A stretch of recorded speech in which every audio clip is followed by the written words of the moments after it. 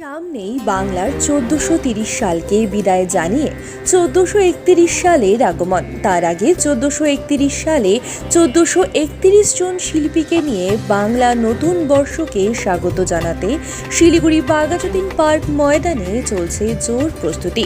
প্রসঙ্গত, সারা রাজ্যের পাশাপাশি শহর শিলিগুড়িতে পুরাতন বর্ষের বিদায়ের রাত থেকেই মেতে ওঠেন শহরবাসী। প্রতি বছরের মতন এবছর বাংলা নতুন বর্ষ 1431 সালকে স্বাগত জানাতে থাকছে না কোনো খামতি। রবি ঠাকুরের সঙ্গীতের মধ্য দিয়ে এসো হে বৈশাখ সহ একাধিক রবীন্দ্রসঙ্গীতের মধ্য দিয়ে সমবেতভাবে উদযাপন করা হবে বাঙালির বিশেষ এই দিনটি। বুধবার সেই উপলক্ষে বিভিন্ন স্কুলের পড়ুয়াদের পাশাপাশি শিল্পীদের নিয়ে সমবেত সঙ্গীতের অনুশীলন করা হয়। জানা গিয়েছে, বুধবারের পর বৃহস্পতিবার শিলিগুড়ির বাঘাযতীন পার্ক ময়দানে রবীন্দ্রসঙ্গীতের অনুশীলন করা হবে। এছাড়াও এবছর পয়লা বৈশাখের দিন প্রথমবার পশ্চিমবঙ্গ দিবস উদযাপন করা হবে। তার জন্য চলছে জোর কদমে প্রস্তুতি।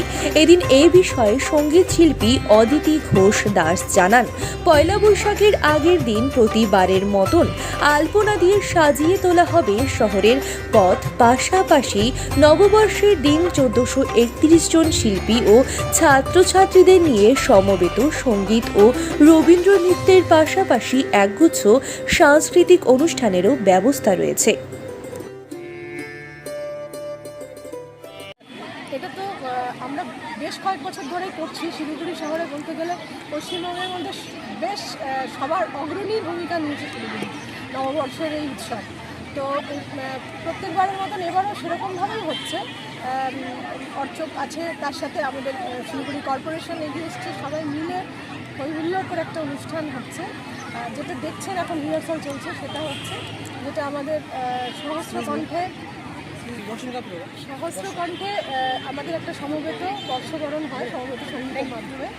এখন সেটারই রিহার্সাল হচ্ছিল। এবার আমাদের যেটা সব শিল্পীরা মিলে যেটা প্রচেষ্টা করছে সেটা হচ্ছে যে 1430 সাল শেষ হয় 1431 সাল। তো আমরা 1430 জন শিল্পী এখানে গান গাইবেন। যেমন স্কুলের কচিকাচারা রয়েছে, তেমন শিলিগুড়ির যারা প্রথিতযশা সঙ্গীত শিল্পী তারাও রয়েছেন।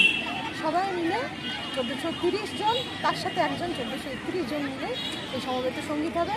গান দুটো হবে, একটি হচ্ছে এসো হে বৈশাখ এসো এসো, আর হচ্ছে এবছর যেহেতু মুখ্যমন্ত্রী আমাদের এই পয়লা বৈশাখ থেকে রাজ্য দিবস ঘোষণা করেছেন, স্টেট ডে, তাই স্টেট সং যেটা আমাদের বাংলার মাটি বাংলার জল সেটাই গাওয়া হচ্ছে। বাচ্চারা সেটাই গাইছে।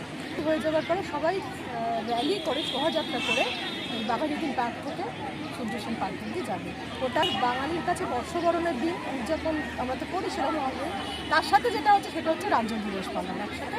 এই দিনটার এই জন্যই মাহাত্ম আমাদের কাছে। কি হচ্ছে? হ্যাঁ, আলপনা হচ্ছে। আমাদের ফেস্টিভ্যাল একটু একটু করে শুরু হয়েই গেছে। আলপনা আগের দিন হবে। প্রত্যেকবার যেভাবে আমরা বিকেলবেলা শুরু করি, এবার তা নয়, এবার আমরা দুপুর থেকে শুরু করছি। শিল্পীরা, শিলিগুড়ির যারা সঙ্গীত শিল্পী, বিশেষ করে লোকশিল্পী যারা, তারা সবাই মিলে একত্রিত হয়ে বৈঠকে অনুষ্ঠান করবে। ওরা দুপুর বিকেল থেকেই অনেক গানের অনুষ্ঠান থাকছে। আমাদের প্রত্যেকবার আলপনার পাশে সেটা বিকেল থেকে শুরু হয়, দুপুর থেকে শুরু হচ্ছে। আর আলপনা তো থাকছেই, সেটি দুপুরবেলা 2টো থেকে শুরু হয়ে যাচ্ছে। আমরা চেষ্টা করব প্রত্যেকবার মধ্যরাত্রি অবধি হয়। তো এবার